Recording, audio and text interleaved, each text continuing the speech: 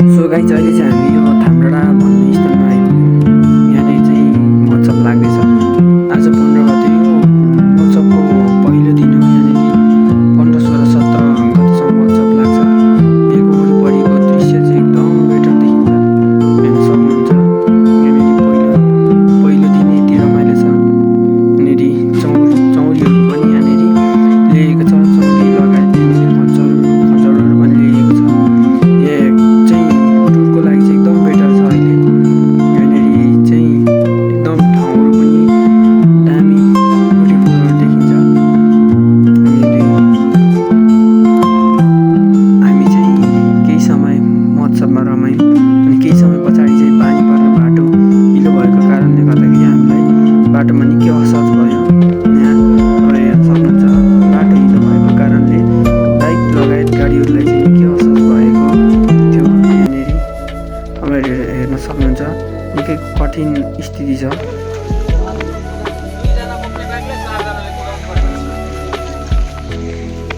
So guys हामी चाहिँ अहिले भनेको अघि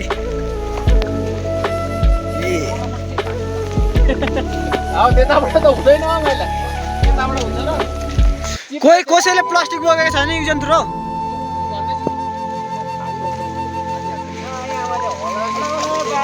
लगाइ चल चाहिँ हामी महोत्सवमा पुगेर फर्किँदै गर्दाखेरिको अवस्था चाहिँ एकदम डेन्जर छ। हेर्न सक्नुहुन्छ यहाँनिर अहिलेको अवस्था चाहिँ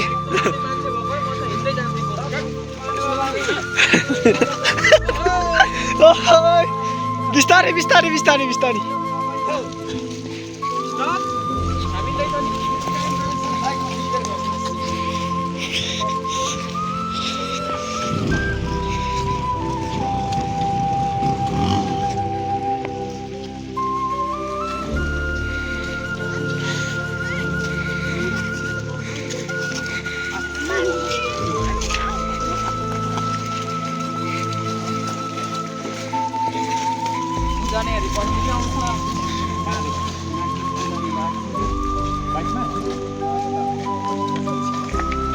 यसको त टायर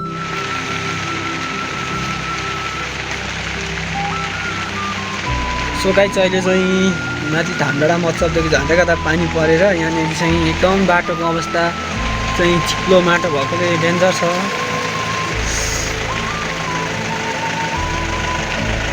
उता गाडीहरू चाहिँ पुरा अहिले उयो भइरहेको छ।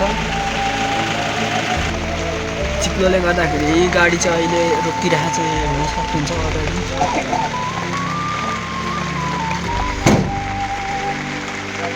यो भइरहेछ भने त खै एकछिन देऊ त उतै बस्छ त तिमी, म उतै उतिनेरि यहाँ झन् ठुलो पायो त।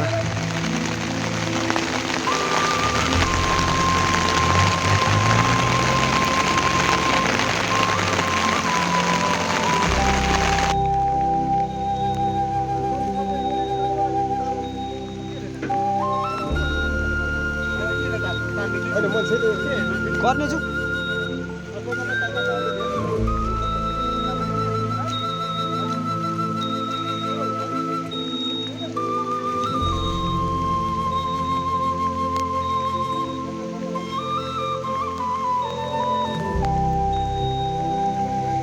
सुग्राज गयो।